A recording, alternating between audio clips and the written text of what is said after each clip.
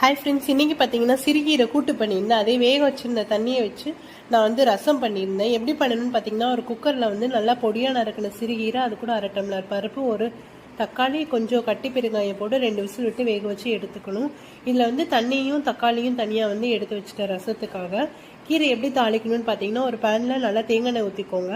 அது கூட கடுகு, வர கொத்தமல்லி, பொடியாக நறுக்கின சின்ன வெங்காயம், 2 வந்து கார்லிக் எடுத்துக்கிட்டேன். அது கூட பெருங்காயத்தூள், கொஞ்சம் மஞ்சத்தூள், ஒரு வரமிளகாய் போட்டு நல்லா வந்து தாளிச்சுக்கிட்டேன்.